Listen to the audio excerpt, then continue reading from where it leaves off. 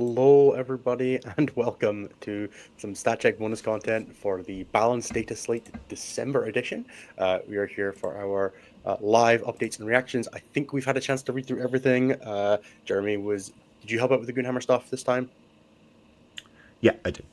You'll see my name on most of the articles. And then the other Jeremy funny was helping thing out with the is, Goonhammer stuff. I've been reading everything desperately this morning. I woke up at 11:30 and was like, well, shit, I better get to work.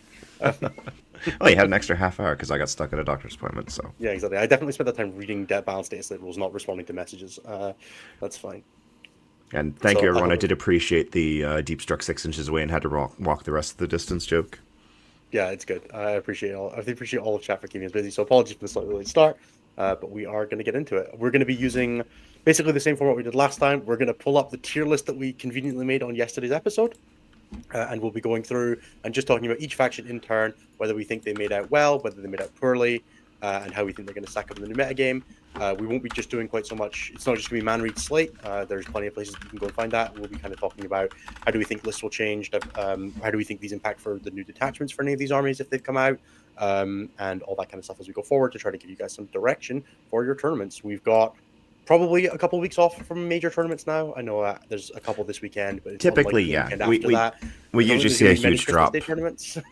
Yeah, no, we usually see a huge drop the weekend. Like, I would Christmas, New Year expect that tend to the be a lot 21st, quieter. 22nd, and 28th, 29th are slower. They're not going to be as slow as, say, If two they years were, ago when it when was it like was on Day. Christmas. Yeah. But Yeah, I imagine we'll see a little bit of that, and then the first weekend of the new year is pretty decently back to normal, and then we have Nottingham and then LVO on back-to-back weekends. So one of the biggest events in the UK and one of the biggest events in the US, and I will be at both. So yeah, if you are looking to get the skinny, you got a bunch of time to practice. If you can convince anyone to play over Christmas, if can convince anyone to play over Christmas, you've got plenty of time to get practicing. I'll be doing this. I'll be doing the same. So yeah, we're going to be doing that. With that said, let's very quickly do an overview. How do you feel about the balance data set this time, Jeremy? What's your high-level thoughts? I'm going to say it's really hard to parse halfway through Grotmas because there's just like, well, we still have, another 15 detachments left to come out. And I'm just like, yeah, we have 2 weeks of Grotmas. Grey Knights dropped yesterday, and everyone was like, oh, it doesn't have 3 inch, it doesn't have armor contempt. And then I looked at this, and I was looking at this going, they don't know yet. And now they know, and it's just like... Yeah, it's interesting, especially looking at the Doomsday arc, seeing absolutely no changes. It's worrying. there's a lot of point changes in this that I'm scratching my head at. Like, some of them make sense. Like the Lion going up 30 points. Sure, that makes sense. He got biggest damage to sweep. Woo! But then, like, why did Void Raven bombers go up? Did Scary really hurt someone that badly? Presumably, yeah. Yeah. The one that makes me laugh was looking at it is Mortarion is now the cheapest Primarch. Yes, because for a brief 15 6-week period, the Lion was 15 points cheaper than him. And Gulliman was 15 points cheaper as well. They were both 285. Yeah, but that was like 3, 4, 5, a very short-lived dip. Sure, but they both went down at the same time, and they both went back up at the same time. Like, they went up together, down together. But now Mortarion is the cheapest Primarch by 15 points, which is hilarious to me. So yeah, let's do this the easy way. So I'm gonna quickly screen share this tab, which should be this one here. So this is the same format as last time. It's our Balance Dataslate impacts. We'll be going through each of the factions based on where we determined they were going to be in the in the previous metagame. So we did our episode yesterday. If you want to watch that, you can go and watch it live. It has us talking about where we think each of the factions lined up in terms of their power level. So, factions in S tier were at the top of multiple categories across win rate, over-representation, and event wins. But ones at the bottom were in the bottom 10 in at least 2 categories, in the bottom 5 for at least 1 category. We have no one in trash tier, which is nice. But then everyone else kind of filters to the middle. So we'll be going through talking about each faction in turn. We'll probably Generally, the way we do this is by faction grouping order. So it'll be like Space Marine factions, then Imperium factions, then Chaos factions, then Xenos factions. So it will not be jumping here. We'll be jumping around the tier list, but we'll basically be going through the high level impacts of each faction, what we think has majorly changed, how we think lists will adapt to this, as much as we can based on the new detachments as well. Some of which we're still seeing playtesting, and there will obviously be a bunch of information that we don't have for the the 2 weeks of detachment that we have yet to see. So take all this with a pinch of salt. This is your standard data sheet reactionary content because you've got to make it because it was the best use of anything that you can do. It's the best for you guys. You guys don't want to hear it. So why wouldn't you know? Jeremy, where are we starting? Why don't we just start at just run through it top to bottom, left to right? We can do it that way. Whatever's easiest for you. Start with GSE because it's an interesting discussion point. Last time you whinged about us not doing it in alphabetical order because your chart was in alphabetical order. So yeah, but we're dealing with the chart. We're just going through this sequentially now. Fair. All right, let's start with Genestealer Cult then. So high level changes for Genestealer Cult. There were a few point changes. We saw changes for Ridge Runners and Abominants, and then the Cult Ambush system is now and I'm never going to remember what it's called, but basically it's a token point system. I'm calling it reinforcement points. Yeah, you get 10 points to spend on the game. There's a Xenocrete enhancement that gives you +2, and you can bring back units up to a certain amount of those points. High level ones, basically the 5-man squads of infantry are 2 points, 4 points. The Genestealers are 3/6. Neophytes are 10/20 for 3/6. Aberrants are 5/8, and I think that's it. So you can bring like 5 squads of Acolyte hybrids with hand flamers. You can bring back 2 squads of metamorphs in 10 mans and a squad of Acolyte hybrids. You can bring back 10 of aberrants and 2 acolytes, or like 1 squad of 5 acolytes, right? Like however you want to spend your 10 points. And if you run the Xenocrete, you get +2. I think the biggest change here is that it's a predictable amount. You and your opponent now know exactly how much can be brought back. There's a bit of bookkeeping, but it's very small. Benefits and costs. So obviously the initial thing is if you were terrible at rolling Cult Ambush, speaking as a person who was terrible at rolling Cult Ambush documentedly on the internet, this is roughly doubling my output in some games. A lot of games you would just get nothing back and you'd be like, wow, this is suddenly it's really hard to score secondaries on turn 5.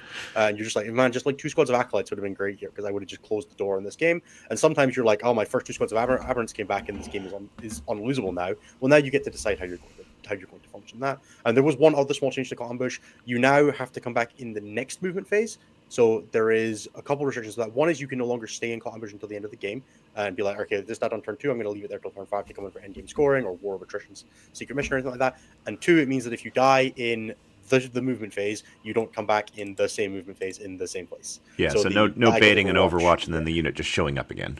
God, every time you pulled that off, you felt like so smart. Well, it was just the dumbest mechanic of all time. So there was a couple of like other limitations to that, but broadly, they also clarified one of the biggest arguments. You can't rapid ingress now.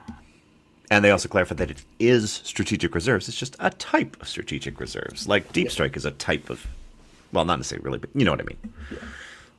I think the obvious mechanical use of this now is you can guarantee bring back 2 squads of 5 Aberrants, which is 10 points exactly. You can bring back 5 squads of Acolytes, or you can bring back the one that I'm like really excited to have a look at and try out is you can run a 10 of Aberrants, and a 10 of Aberrants is like annoying and unwieldy in some ways. But one of the things you found with it playing in the old Cult Ambush system is that it often wouldn't die very frequently because your opponent would just like ignore it because they didn't want to risk it coming back.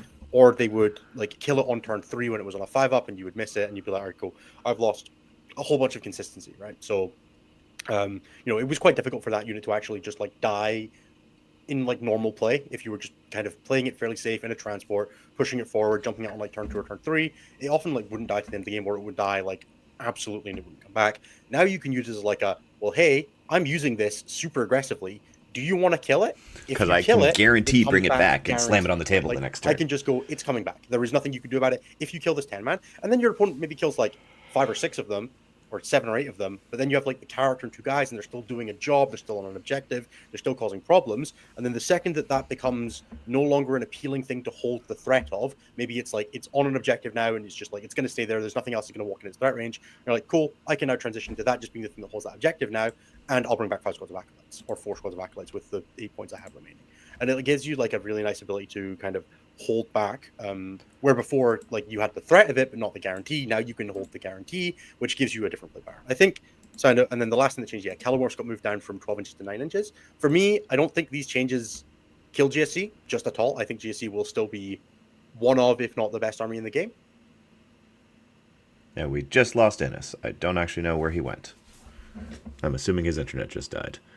So we're just going to wait for him to come back because he also has the sheet. Or I guess I could find it in our Canva. We've seen how much the other changes in the metagame around will impact the metagame for them. Immediately kind of standouts from the rules that have come out are Custodes, Dreadnoughts could be kind of annoying. I could see the Warpbane Grey Knights being difficult, just 6 Dread Knights causing problems. Like I could see these lists being difficult to use for top, but I don't think they're insurmountable. And Genestealer remain on my shortlist for trying to win. I think that's kind of where I landed with the army.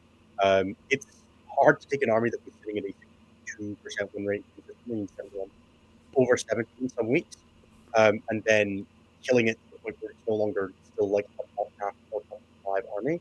Outlander Claw did also change as well. It's now +1 OC instead, if not Battle Shock, instead of double OC, which is just a good change. There was no reason for Runners to do it. So like Trucks and Ridge Runners are now OC4 instead of 6. Yep. Yeah. And then Rock Grinders Trucks are 4 instead of 3, and Bikes don't change. I don't think it's a big deal. I think generally it was a nice to have, not a need to have in that army. It was very silly for 2 Ridge Runners to be 12 OC on an objective. Yeah, but it kind of was. The other change to GSA is they also increased the rank of the bombs, but most people weren't using bombs. It just fixes the 6-inch interaction. And then the 6-inch deep strike. We should probably talk about the generic changes at some point. It's probably a good place to do it. Yeah, so, I mean, there's 2 of them, which is... Strike was changed to 6-inch deep strike game-wide, which is both a nerf to GSC and a buff to GSC, because GSC didn't like having to screen 3 inches in their backfield anyway. Things like Aqualons are a big pain for them. And only Host had the 3-inch anyways, so... Exactly. So if you were playing Biosanctic or Outlander Claw or Xenocreed, you didn't have that regardless, so it really didn't matter. Outlander Claw is so good at putting board pressure on, but so bad at screening 9, but so bad at screening 3 that it's actually really, really nice for Outlander. Yeah, it can screen 6 fairly easily. 6 is so trivial with the amount of stuff that army has, but 3 was literally impossible. No army can screen 3 reliably. You're talking like Nids could do it maybe with like certain builds, because you just like drop Spore Mines down and be like, yep, cool man, it's all screen 3. That was good fun. But yeah, like screening 3 was a joke unless you're playing against like demons. Screening 6 is totally doable. It removes the need to play things like a Clamavus quite as much. You can still run them; they're still not bad, but it means you can just like run a more flexible character for every matchup. I think overall Outlander Claw, and then the other Outlander Claw makes it really well. And then the other thing that changed game wide that we'll talk about now because it's a big buff to Genestealer Cult, in my opinion, is Armor of Contempt. Across every instance of Armor of Contempt got changed to being for the next activation instead of for all activations for the rest of the phase. Yep. And when you were playing so what that basically means is that for any army that wants to try to do a little bit of damage with a lot of different units, Armor of Contempt is much easier to deal with now because you can just go, here is my first unit of 5 Hand Flamers, would you like to Armor of Contempt it? And they go, yes, and then you go, cool. Now the next unit's going to go in, and now it's AP1 because of my Ridge Runners. And you just do that under P. And then you've got Genestealer Cult playing 10, 15, 20 units in that game. Like you're only getting AOC against one of them, and none of them matter. Yep. When you're playing in something with like a really big anvil unit, right? You're playing in 6/8 bound, right? Armor Contempting, that is great, but each one of my squads is one of those 6/8 bound, and I have 6 of them. That's how this works out for me. I'm much happier with this set to it. So I think it's a very, very, very good change for Outlander Claw and Biosanctic and Xenocreed and Host of Ascension. I think all of the Genestealer Cult detachments make out like bandits from that change, which, when we're looking at some of the best armies in the game, probably going to be Space Marines, probably going to be, I would imagine Chaos Space Marines will make out pretty well from these changes across the board because they're another army that plays that kind of nickel and dime, but they also have Armor Contempt, and it just makes it much easier to deal with. Playing things like we saw Ridge Runners go up 10 points, but I think there's still a world you just play 4 of them because the second squad's not getting AOC'd now. So if you fire at something that's, you fire at like a Predator, you go, okay, the first unit's going to split fire 1-on-1, which one's AOCing? Okay, cool. I'll put +1 AP onto the other one, and now I'll fire AP4, ignore cover. The second one, it doesn't get AOC, regardless, right? You just kill whichever one is more important. It's very, very, very difficult to shut it down without it being like really, really obnoxious. So I think Genestealer Cult are going to be very strong. I think in the hands of a capable player, they are still one of the best armies in the game, which it's weird, right? Because whenever an army is really strong, the natural instinct is to be like, all right, cool, just hit them into the ground and get them below 55%, which I think is probably not going to happen here. I don't think. I think they'll still be above 55, and if not one of the best in the game. I think I agree. I think the only way that they don't is if either the new detachments just prove out to be too much for them, and there's just some metagame vulnerabilities that they're not capable of handling. Like, they're now just a little bit too vulnerable to getting rushed down by, like, Blood Angels or Custodes, right? Like, I could see that maybe happening, but I don't think that will change their win rate. I think it might change their top-end amount of event wins, but I don't know if it will change their win rate enough to take them below 55%. I think Genestealer Cult will still be a problem that we'll be addressing in the February-March Dataslate. I think that's kind of where I'm at on this. You want to pull up the chart? Yeah, let me pull the thing again. There is also one tiny errata made to the core rules, which now Overwatch can only be used when someone declares a charge, not when they start or finish a charge move. Yeah, which I think is generally what do these look way bigger than they are way bigger. You scaled them down last time. Yeah. I copied these from the last one. So oh. Maybe this is a different scale. I don't know. Yeah, so my broad feeling on Genestealer Cult is that they basically stay the same. I don't think that they are overall obviously the army is Cult Ambush is getting weaker. It genuinely is. You are never going to see the I brought 1,500 points back games, right? And Correct. That means that the top end, the ability to play into Genestealer Cult is now significantly more consistent, and that is very valuable, right? Like the ability to But they're still going to bring back like 300 points a game. Yeah, the thing to know is that every game that you play, it's 375, I think is the maximum you can get back now. Yeah, because that would be a 10-man Aberrant and a Handflamer squad. A Handflamer squad is 370. There might be a way to do more than that, like with excluding like the Xenocrit enhancement. Either way, you know that the upper bound is like 400-ish. Yeah, I think 375. And you're never getting anything more than that back. Yeah, 370 is 5 Handflamer Acolyte squads. Yeah, there's not. The only thing that I really didn't like about it, I actually think Neophytes are too expensive in the system. Yeah, because they're 3/6 for 1020. 3/6 and Genestealers as well. I feel like all of those units are the same points level. Why are they more, right? Like an Acolyte squad is 2/4. Why is that? Yeah. And it's a 65 point unit or 70 point unit. Neophytes are 65 and they're 3/6. It just maybe they decided it needed to be scaled because of the body count, the OC count that you're bringing back. That's potentially true, but I then feel like maybe you just should have made them all 3/6 instead of having them be, or make them all 3/5 or something like that. So you encourage to play the bigger squads, something like that. I can see that. And then you can make 3 squads back or 2 big squads, right? Like, and there's actually a bit more of a cost to it. Yeah, I don't know.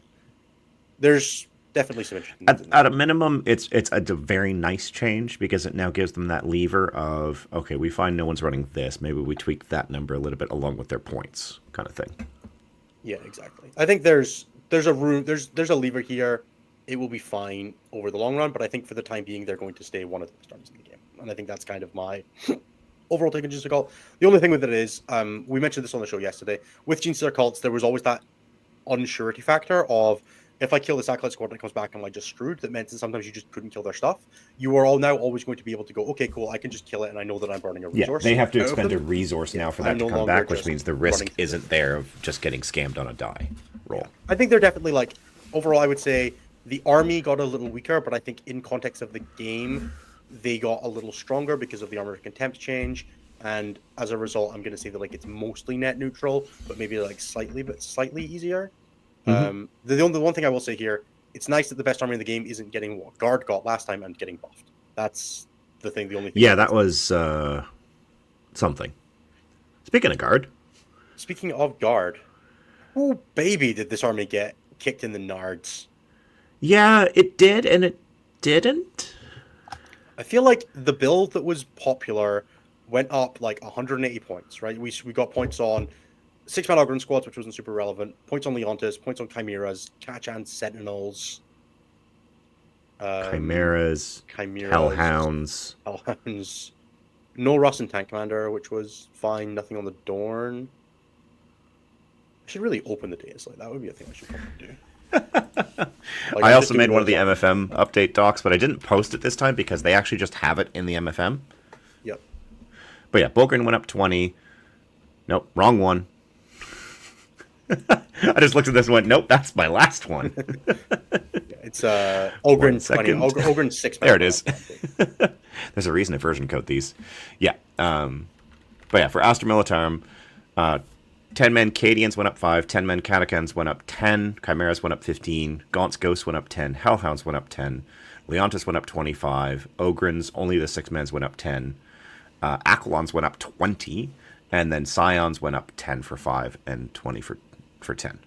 Yeah, and obviously Aquilons got hit by the Deep Strike change. They're the first instance of the generic change, which is that all of those abilities that allow you to come in closer than 3 got changed to 6, and then all of them that are on datasheet also got changed to be in your movement phase only, the same as Aquilons already had. Which doesn't work in Ingress Inceptors and Trigons being the one, which means you can no longer and the Calexis. And the Calexis, yeah. Per Veiled Blade Strike Force getting killed kicked before it's even alive. Heartbreaking. Yeah, so it's definitely also saw a general change. Leontis can no longer order non-regiment squadron units, which means there's no longer any ability to order the super heavies or Bulgrin and Ogrin. Or Ratlings, any of the auxiliaries, basically. Yeah, which is a very, very relevant change. Yep. You also typically can't give Gaunt's Ghost orders now if you were using Gaunt's Ghost to order something else that was nearby but not in Leontis, if that's a thing that comes up for you. Yeah, but Gaunt's Ghost can always order themselves, so... Yeah, they can order themselves, but they could issue 2 orders and they could issue orders to other things, and now they can't... If you couldn't, order them with Leontis and order their 2 things to something else. Correct. If they weren't in range, which is a minor nuance that could come up. Mm-hmm. I think this is less impactful of a change because of the tank commander getting squadron in the last update. The fact that if he didn't still have that, then that would be an issue. Yeah, I think the Leontis is still load bearing for this army. He still gives you +1 CP. He still gives you 3 orders. He's still the most efficient way to do it, and I think it's really difficult to cut him still.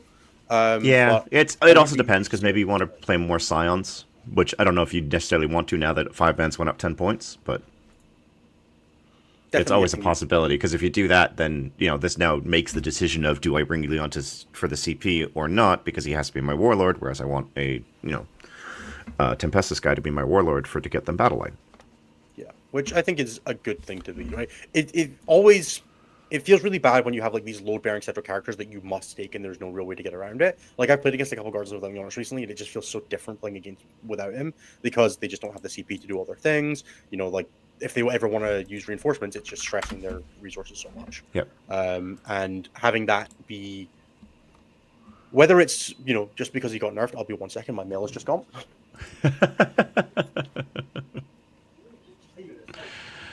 Meanwhile, what I'm looking for is I'm looking to see where they shoved the... Okay, they put the tank commander change in the actual index now. Because I wasn't sure where it went. Existence UK, Horsey Lord is still fairly structural, but I think you can get away with running Creed instead now. The perils of recording during the day. My Amazon delivery showed up. So yeah, life. I think with stuff like Leontis, because he's such a low-bearing central character, it feels really difficult to build a list without him. But it also makes the army really to balance without him because you balance around him, and then then the second you don't take him, the army just kind of sucks. So I think in the long term, it would be good for Guard to have to learn what Guard looked like without Leontis. Yeah. Yeah, it'll be interesting. But also, they have a book coming next month, right? So who cares? Ultimately. Yeah, that's that. Well, we'll see if it's actually a book. That's true. That might not be legal in tournaments for a while because it might just be the box, right? I mean, at the very least, they're not dealing with it coming out in November and then getting hit by holidays. Yeah, that too. So fingers crossed. But I think Guard definitely take a hit. I don't think they would be. I don't think Nassim is taking. I think they'll still be a solid A tier army. Yeah, I think they're still fine. They're still tank commanders are still just a really good data sheet. Dorns are still fine. All of the units are still good. You're just down 150 to 200 points of stuff. And Aquilons are the army was good before Aquilons. Aquilons turbocharged it, and now you could still play Aquilons. They're still good at scoring 7. I think you only take 1 unit though if you do take any. Yeah. You take 1 and you reinforcements if it's good, and you just don't bother with it otherwise, and you use those points to spend on more Scions, more tank commanders, right? Whatever. But, yep, makes sense. All right, Death Guard. More no changes. Gained a deep strike. Yeah, sure. Which is actually a big change, but also who was who was reserving Mortarion? Let's be real. I With mean, me, guys. now you can reserve Mortarion and bring him in wherever you want instead of having to obey board edges. Also, it just was funny that the dude with the massive fucking wings didn't have deep strike. I've reserved Mortarion exactly once, which was playing on supply drop against Abaddon Gunline, and I was just like, he's not going to make it on the board. And I was just hoping that He he'd be one won't of the make side it to the objectives. middle. Yeah, I was just like hoping one of the side objectives would be one of them, and it wasn't. It was the middle. And I was like, well, fucking great, Yeah. Mortarion, you're going to be useless. So like, I could see it. But yeah, overall, I don't think much changes for Death Guard. They actually do benefit a decent amount from the armor contempt change. They didn't have access to it themselves, and a lot of and because of the saves reduction in what's their regular detachment called? Plague Company? Plague Company, yes. Yeah, in Plague Company, the AP reduction or the save reduction then stacking with an armor contempt being less valuable does mean they're like general nickel and dime shooting with like player crawlers and drones and stuff like that. It's quite good for Plague Company. For Flyblown Host, it means that it's not as vulnerable to the fact that it doesn't have the access to that, right? So you're not going to just have like 2 Death Shroud squads get no solved by it, and then just be charging in AP1 and bounce off of a squad of Deathwing Knights, for example. You might actually get through them now with 2 squads. Which is still a tough thing to say. You're like, yeah, if you commit 2 squads of Deathwing Knights, or if you commit 2 squads of Death Shroud, you might kill a squad of JPIs now. But that's kind of where we're at for me. Yeah. But yeah, I think it's a good change overall. I think it's a good change overall. I don't think it's enough for me to say that they got buffed. Mortarion gained the benefit, but I think mostly they just kind of stay where they are, and they stay pretty good. And Flyblown Host is a good inclusion that will potentially improve them, but I don't think the balance Dataslate really changes anything for Death Guard, as I don't think it was really intending to. Death Guard feel top end of balance. They just happened to be one of the few. They happen to be wasn't remarkably really consistent in the top 5, and so by our S tier rating, they hit the definition. Exactly. They meet the stats better than they're not just doing that thing where they're really good in 2 stats and terrible in 1 that like drag them down to like C or B tier, which is what a lot of these armies are. Whereas they just were consistently doing just fine in a bunch of stats. So I think overall, Death Guard stay where they are. All right, yep. Necrons. The fuck? I mean, Hypercrypt got nerfed. You basically lost in the nards. Yeah, you lost a pickup per unit or per size. So if you're incursion, it's now 1 instead of 2, which is hilarious. But more importantly, at Strike Force, it's 2 instead of 3. Yeah, exactly. It's it's points wise though. That was kind of a weird one. It was bizarre. Yeah, so Necrons basically all of the Catan went up, and then a whole bunch of stuff that was like kind of fringe playable came down a little bit. Yeah, so seen all three. So the Void Nightbringer, Void Dragon, and Transcendent all went up 10. Wraiths went down 10 for 3 and 20 for 6. So, which, to be fair, I think when the Canoptic Court changes came through, we all said it was too heavy-handed to hit Wraiths and Technomancers. Probably. So I don't really mind them bringing the Wraiths back. Like, Canoptic Court literally died, and I think that was a kind of a cool play style that I would like to see people playing again. So I think giving Canoptic Court a leg is not a terrible thing to do here. Yeah, that's fair. The Hexmark went down 5. The Ghost Ark and 10 Mans of Warriors both went down 10. So that package is now 205 for 10 Warriors and a Ghost Ark. Hexmark went up 5, just to confirm. Yeah, that's what I said. Yeah, you said down 5.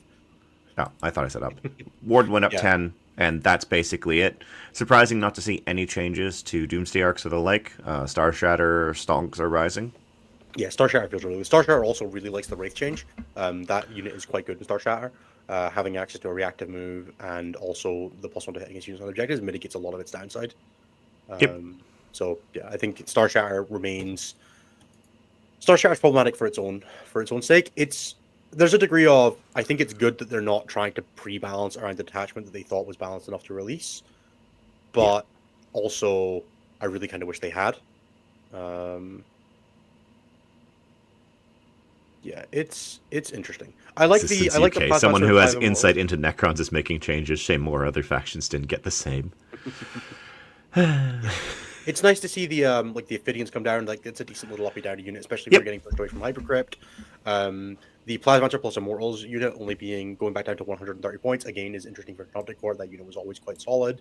And the Catan just continuing to get pushed up a little bit, I think is fine. I think that data sheet is broadly not good for the game, so seeing it get hit is fine. Overall set, I would say down a little bit. Yeah, I don't know. I or no change anywhere. I would say no change, right? Like I feel on aggregate, lists lost like I don't know. The Hypercrypt nerf is pretty big. Hypercrypt nerf is pretty big. That is fair. I will give you the hypercrypt nerf is pretty big. I suspect that they're not going to move much in the stats, but no, I don't think we'll see them move in the stats at all because of Star Shatter. I think we will see Hypercrypt's play rate drop off a cliff, though. Yeah, probably. Yeah, I think we'll see like a lot of people are like, you can balance it out by taking the enhancement. He's like, yeah, but you usually put that enhancement on the guy that went up. But the enhancement in points. went up in points ages ago, right? So yeah, like, and so you were seeing it less and less because it's a lot harder to keep it alive, and just justify the cost for it. Yeah, like Hypercrypt Legion is currently 4% of the metagame. Like Hypercrypt alone, it represents Sisters as a faction. So I'm fine with that dropping, and if it's replaced by some Canoptic and maybe Awakened, great. Yeah, I think like Hypercrypt is like the sixth most played. It's like the second most played sub faction in the game. Like for an army that has sub factions. Yeah, sounds about right. So I think it's fine that it's taking a cop. I think the Gladius is the only one that's probably played more. Yeah, and Gladius would be the only one that I was like even cognizant as maybe being more popular. And that's combining all of them. Maybe Shield Host or Custodes, but I don't think Custodes have the play rate to back that up because they're below 3%. Well. Right now they don't know. Yeah, so Sisters. Yeah, so Sisters. Yeet. Wham! Sisters got smacked. They got the triple. They got the patented triple nerf. Was it triple? It felt like it was quint. It was. I think we have. There's okay, so we have miracle dice changes. We have point hikes. Yep. We have detachment AOC changes. Hikes. Strat AOC. Changes. Well, I just kind of put everything in the one detachment because they just hit bringers. So you can count that as one nerf, or you can count it as 5 nerfs. But yeah, I would be like I would say detachment rule, stratagems, points, miracle dice, and data sheet changes, and then also the AOC change. No real data sheets. I guess the Triumph technically changed, but yeah, the Triumph changed quite significantly. I include that in the Miracle Dice change, though. I don't, though, because the Miracle Dice changed and the Triumph changed. Fair. So real quick for anyone who hasn't, 6-tuple nerf is what got hit. Sure, we'll just call this the we don't want this army to exist for a little while. Sure, Penitent Host is now maybe playable. But yeah, so Miracle Dice, for anyone who hasn't read the slate, is very simple. You now get 1 per battle round instead of 1 per player turn. The Triumphs, 6, just replaces that die instead of giving you an additional. So you've now lost a minimum of 10 Miracle Dice per game. And then the other change that they made is you only get them at the end of a phase in which 1 or more of your units died, which means that you're also losing out on any kind of MSU trading where you need to get a bunch of Miracle Dice. So you probably lost somewhere between 15 and 20 Miracle Dice in a single game.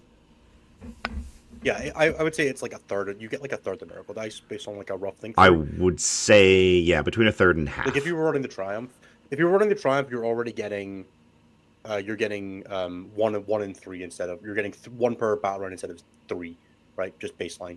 And then I counted it, and typically most ones stay about the same, right? You're still generating roughly 2.5 per simulacrum, which is probably a little less. So you're looking at, on an average game, that's 10 dice instead of 20 now. And then with the dice generation, you would expect to lose somewhere between 10 and 12 units a game. That's now probably going to be closer to 5 to 8 dice. So you're going to go from you're going to go to 15 dice from 35, 40 dice. It also incentivizes the opponent to full kill units in the same phase. Mm-hmm. Because that way you deny them additional Miracle Dice. But this army. There's also the side grade of that is you no longer generate dice mid phase. The number of times that I've been like, I got to activate here first to kill that thing before I can shoot. Because that will then have a dice and whatnot. 4, right, and I'm like, oh fuck, now Val has a 4 to pass a save. But now no, that dice doesn't generate until the end of the phase now, which means that you can what their pool is at the beginning of the phase, and you can try and stress it, and you can go, okay, well I know that you don't have enough 4s to protect Val, so I'm going to shoot everything that's not Val, and everything that you might want to use a 4 on. You can't use it now because you're saving it for Vol, and then I'll make a decision about whether I even want to shoot Vol at the end because I know you're still holding that 4, or I know you used it, right? So you can kind of, the same way as we have with the Genestealer cults, you can stress your opponent's resource in a way that is fixed now. You know what they have. Yep. No, that makes perfect sense. And then the Castigator went Exorcist up 10 and 20. Yeah. Yes. Good, frankly. Fuck the Exorcist. The Exorcist dodging point increases last time was funny and clearly an oversight, but yeah, Sisters, whack. Tyranids. They do, I will say, benefit from the AOC change. Any shooting army broadly just is really because really it means that it only applies against a single one of their activations, and usually they were putting like 3 tanks into something to kill it, so you only have protection against one of those tanks activating. And sisters are pretty good at split firing as well, so you can kind of force the stress issue. Being like, all right, I'm going to fire. You could do like, I'm going to fire the heavy bolters from this castigator and at that one, and the battle cannon at that one, and then the second you AOC, you're like, cool man, I'm going to do the same thing, right? And you just split fire all of them instead of doing like this castigator is going to fire at that tank. You do this castigator is going to fire at that tank and that tank, and then you just flip the guns the other way around. You still fire one castigator each, but you like make armor archetype significantly worse in the process. So it's again another nerf to bringers, but bringers is kind of, I think, been taken out back and shot. Tyranids next in our line. They're in a pretty good spot.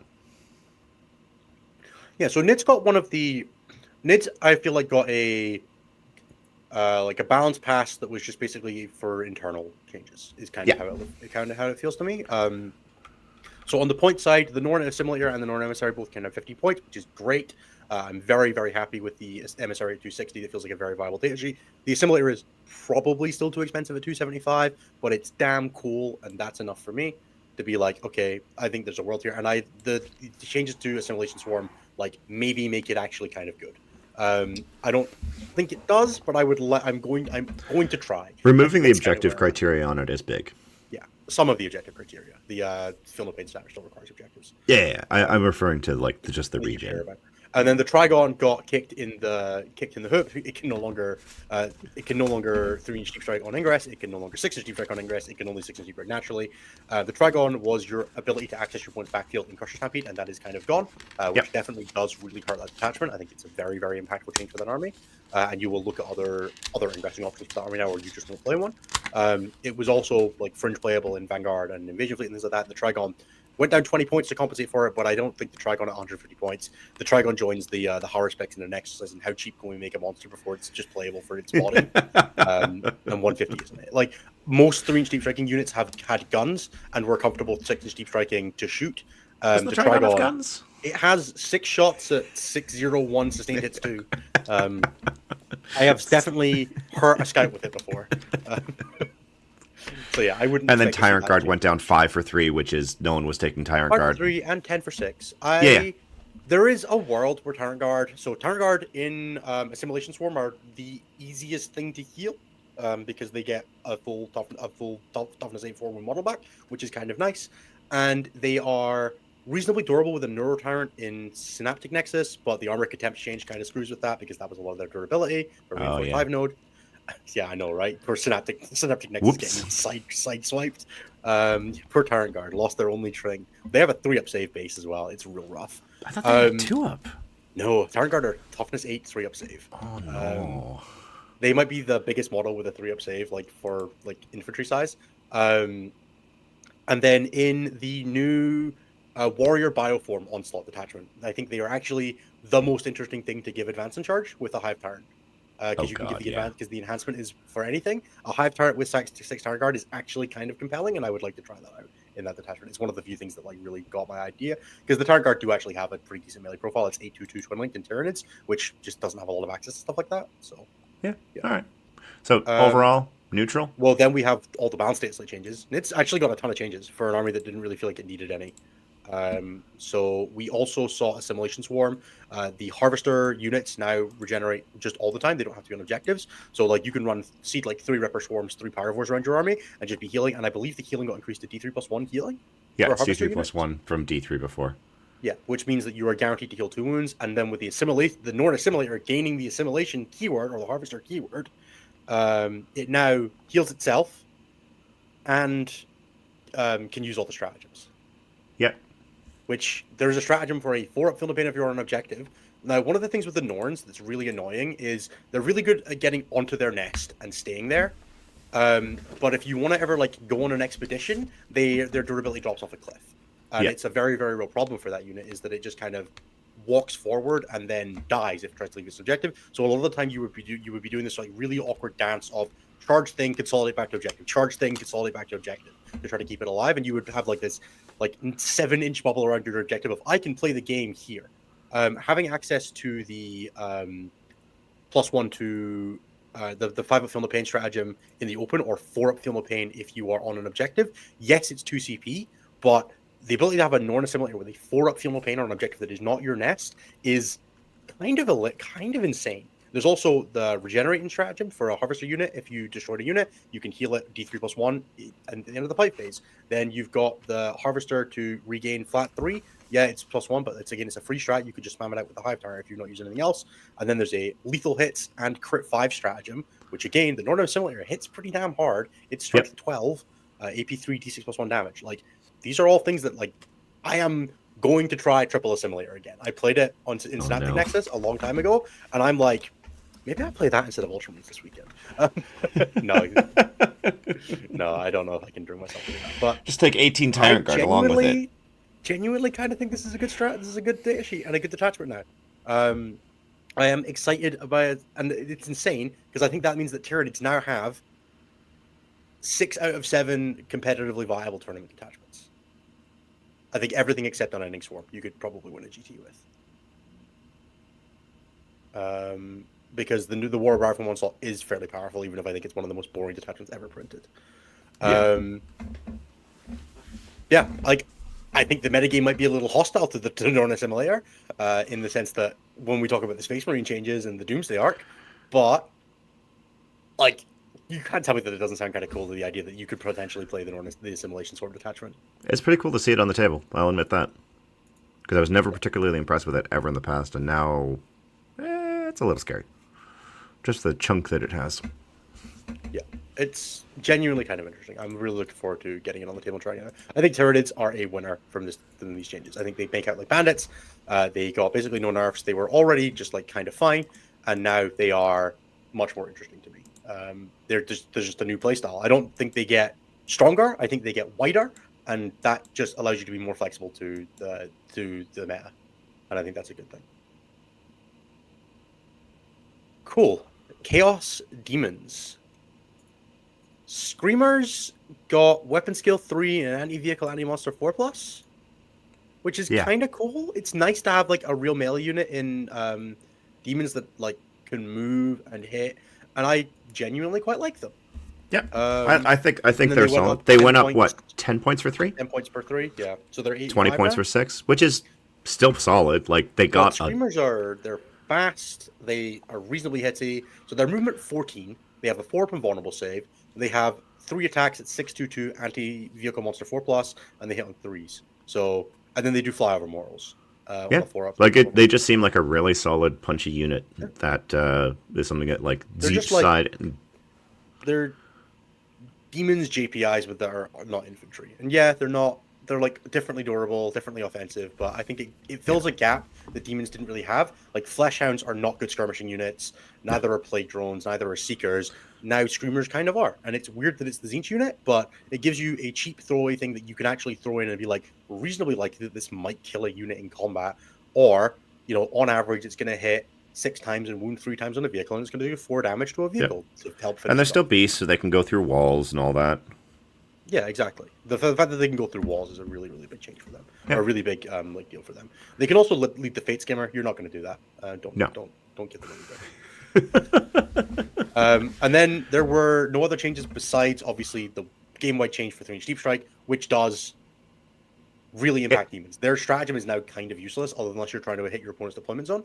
Yeah, that's basically it. It gives you a 6-inch Deep Strike on your opponent's DZ, because everywhere else you're just using. You're almost always just going to use Shadow or a Greater Demon. Yeah, and the other thing is that because of the Shadow mechanic and their indexed attachment, they just they don't need a 6-inch Deep Strike. Yeah, so I think that's because they can't charge after using the 6-inch, but they can charge when they come in at 6 using Shadow. So I think overall, demons are like slightly nerfed. I think this is an army very slightly. But I think the 3-inch change is bigger for this army than it was for most. Like the Great Unclean one is significantly impacted by the reduction. Oh yeah, no doubt about that. An objective again. Like that guy, like big man ain't on campus no more. So I think for me, Chaos Demons definitely get worse, and worse enough that I'm willing to give them a down arrow, because I don't think I think taking Screamers, which were a literally unplayable not literally, but basically unplayable data never seen or very rarely but also seen. Making them more expensive does not compensate for the degradation. And then I don't think demons are too bricky an army to be like, yeah, they strongly benefit from the armor contempt change. Like, you're just charging with one greater demon most of the time. You're very rarely charging with multiples, so they don't really benefit from the AOC change. They don't really have shooting to benefit from either. So I think overall, I would say they're on the downs. They're on the downturn. Yep.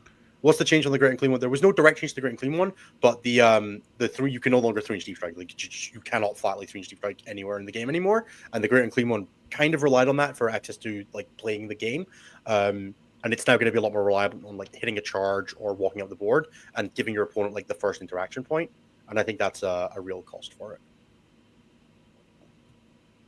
All right, World Eaters.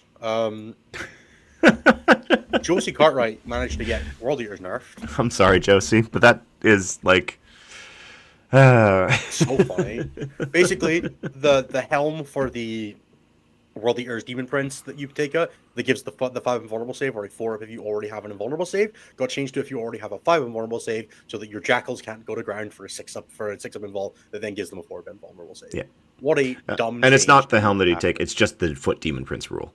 Oh, that's what the Foot Demon. Yeah, the Brazen Ire makes him tankier. But it is, yeah. I've seen like 3 people all edition that have run that build. And the only person that's managed any kind of success with it is Josie. So I don't know why this change needed to happen. It was a very weird niche interaction. It's so funny to me that this got nerfed. I also don't think I can do anything besides put this here. Oh, yeah. Yeah, like the AOC change doesn't change them because you're usually swinging with big bricks like 8-Bounder, Angron, or Berserker Squad. It's very rare that you're double tapping into something. They love the 3-inch deep strike change, but they usually didn't care about screening because they were just running. They were usually just, basic screening and then crushing you. So yeah, I don't think it makes a huge difference for World Eaters. I think they're basically fine. There is like a degree of maybe there's a world where some of the smaller build Armor of Contempt, like you could maybe lean a little more into stuff like rock grindery stuff, not rock grinders, like Corn Berserkery stuff that can be a little more scammy by Armor Contempt, but it doesn't really seem better than. I don't want to, make him like sound too excited, but just playing the Anthony style build that's just consistently good and plays good data sheets that was already like kind of AP3 and didn't really care about that anyway. Yeah, I don't think that Berserkers, like solo Berserkers or MSU Berserkers, really have much play. So, well, what are we at to next? Thousand Suns. Nothing. Yeah, Thousand Suns basically didn't change. The armor contempt changes are kind of nice for this army. Like, there's definitely a degree of. They usually do have multiple activations trying to kill something and shooting. shooting. Lots of activations, yeah. The 3-inch deep strike nerf is a huge change for them because they didn't have anything that did that, and now they can screen a lot easier because with their current army composition, they are very light on the ground. Yeah, but broadly, Thousand Suns got no changes. Their new detachment is still terrible. Oh yeah, it's god awful. Really I don't think they'll move very much. Really, I would have liked to see them get nerfed because I'm a hater, and but that's not really what this is about. So yep. Tau. Okay, Tau. Her retaliation cadre and her tiger shark. So retaliation cadre didn't actually. They looked at the LVO top 8 or the LGT top 8 and were like, "Fuck that! Fuck that! Fuck that! Fuck that! Fuck that!" I guess we can address it now since we're wrapping up Thousand Suns. But every single Annihilator in the game had its data sheet rule place where you get to reroll damage rolls 1 against monster vehicles. 2, you can reroll the damage roll against monster vehicles. Still almost never going to see them. I think they're still worse than Predator. Like they're more consistent to T10 3-up save vehicles now, but the Predator Destructor still just does more flat things. Exactly. If you are tight on points and you're like, I need to find 10 points somewhere, and you were running 3 Predators, changing one of them to an Annihilator is probably not the end of the world now. Like, you'd probably be okay with that now.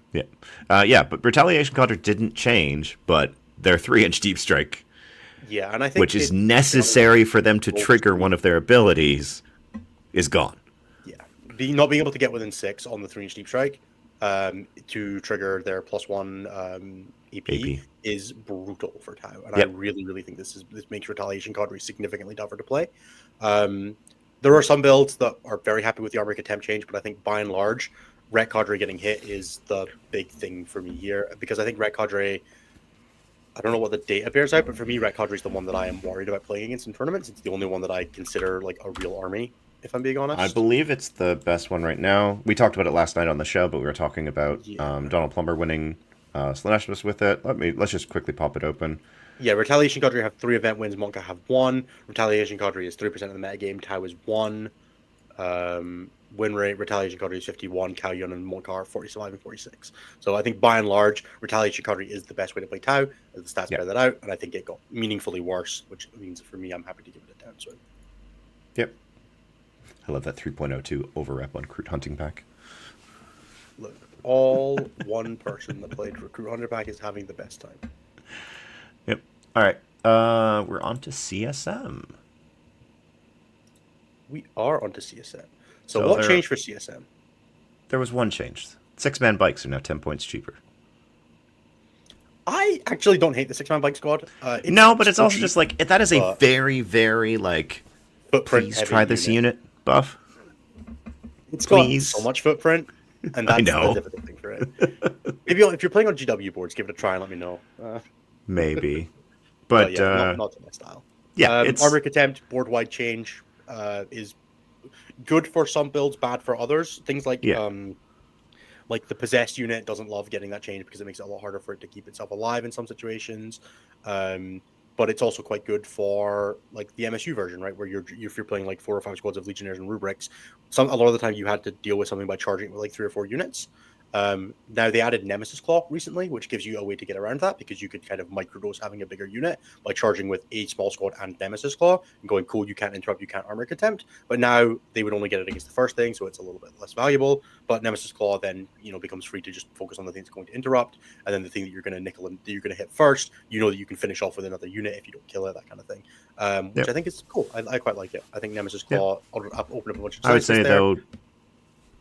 Overall, I think net flat. I don't think anything really changes for CSM. I do want to shout out, though, GW catching that Dreadclaw or Dread Talons exists, whatever that detachment is, and catching that there was a 3-inch deep strike that had then a 6-inch ability that keyed off of it and changing both of them in the slate. Yeah, they're a better company than me because I would have ignored it just out of the sheer.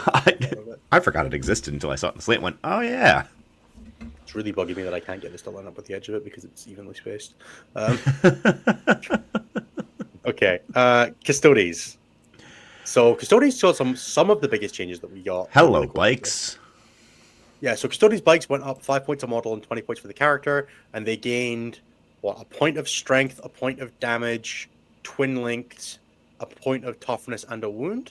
They gained more than that, if I remember correctly, and a point of AP and a point of damage on the Hurricane Bolter. Yeah, but the salvo launchers, I think they were D3 damage before. Were they 933 or something like that? Maybe they're D6 plus 1 now. Virtus Praetors were 923. They're now 10-3 D6 plus 1 twin linked. Yeah, that is it's a bit of a glow up. Yeah, so and also plus 1 strength, plus 1 AP, D6 plus 1 damage instead of 3, which is usually better. Yeah, you roll a 1, you hate your life. You roll anything else, you're fine. And then the other thing is fish in combat, but pardon? There's no kind of fish in combat, but their five attacks at 7/2/2 with lance is fine. It's the Venatari profile. Yeah, it's a Venatari. But yeah, the abilities to do mortals is now basically guaranteed because it's just a normal move. And it's a 2+ for every model in your unit that does 2 mortal wounds. So it's now 150 for 2 or 225 for 3. And I think they're the kind of unit that you might see. You're kind of a lot of that space that you filled with like 2-man Alaric squads, right? Of just little skirmishing unit that could like either rapid ingress or coming off the board or just like wander about the board. They're a lot tougher to hide. I think the kit does require 1 in 3 to have their spear pointing directly up. Sure. I'll be checking. I'll be auditing everybody's Custodes bikes at tournaments. Yeah, I think that unit is more compelling now. I don't know if it's compelling enough. I'm so glad they don't go to 6s anymore. Yes. Which reminds me again, I have more bikes than I can legally run. Yeah. I think these guys are kind of interesting in Solar Spearhead. Because there's a lot of stuff that benefits them. And they can use all the stratagems. I still don't know if they're better than Dreadnoughts in that detachment. I don't know if they're better than Warden Squads, but it opens them up as an option where they were not before. They're no longer a flat, this unit doesn't exist. They're a, maybe. They're now a, hey, okay, cool, let's look at this. Yep. And that was it for Custodes. Yeah. Again, they kind of benefit from the armor contempt change, but not really. They're mostly a rookie Yeah. army, and they benefit from the I would say overall they're like a net winner of the armor contempt and 3-up changes because that's a thing that was annoying Yeah. for them occasionally. If you're trying to find our 2 Palladius a land raider in cover now, you're going to be a little less annoyed by it going armor of contempt. I save on 3s, which is definitely a thing that I've done with Vindicators and things like that. It's been like, okay, cool, 2 Palladius just try to kill you and they just don't. Yep. Because that was definitely a thing that could happen if you were saving on 3s. That is now less likely, but it's overall not a thing that you're not actively changing the way you design lists because of it. And I think for me that kind of puts them slight buff because of the Praetors are a new option, but not. Yeah, I would say overall they didn't stay unchanged. Yeah, they changed. They got more flexibility. It might not be flexibility that we lean on very hard for Custodes, but it's definitely a thing that you can consider now, and you would be happy if you did. Yep. I think that data sheet is completely playable then. Blood Angels. So, Mephiston went up. Do we want to do all of the Marine changes now as we're about to dive into the Marine stuff and just do all the Marine factions together? I would say no, and the main reason I would say no is a lot of them... Do we want to do generic Marines? Let's do generic Marines and then the other ones. As we go through them. Yeah, so we're going to jump down to the bottom here. We're going to do... let's not move oh, no. We're going to jump down to the bottom here and we're going to do generic Marines. And then we're going to come back because we want to have the context of the generic Marine changes for every other Marine army. Yep. All right, Sharon, take it away. Yeah, so in our minds, Marines last night were the worst army in the game. Actually, not in our minds. Statistically, they were the worst army in the game. Right there. Yeah, I was going to say, in my mind, they're one of the best right now, which is difficult when we're sitting here at the bottom. But stats don't lie, right? Right? Anyway, they certainly mislead. I don't know if they lie. Yeah, that's true. So Codex Marines, as GW promised, are now going to be significantly more fun to play as and significantly less fun to play against. If you're running Codex Marines, so that means no Dark Angels, no Black Templars, no Blood Angels, no Space Wolves, and no Death Watch. No Dark Angels data sheets. You can still run the detachments. Yeah, there's some weird things you can do with that now, which is kind of fun. You get +1 to wound your Oath target, which is pretty good.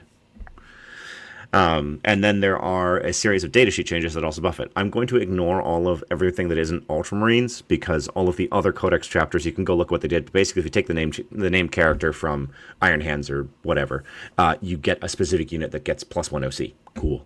The most interesting one is probably Shrike, who gets +1 OC to jump back intercessors. The other ones are kind of middling. Yeah, and then in terms of datasheet abilities, there were a ton. Outriders no longer flat event 6. They now get +1 strength and damage on the charge, which means they get mastercrafted chainswords. Cool. That's what a base unit of them is 12 attacks at 512 now. That's not horrible. Real nice in some of the other chapters, but not. Yes, real nice in other chapters. We'll talk about that. Inceptors got the global change. Ouch, that hurts. You also saw Gilliman get buffed for some reason. I don't know. He went up 60 points, but now you can always use 2 of his abilities, which is a choice.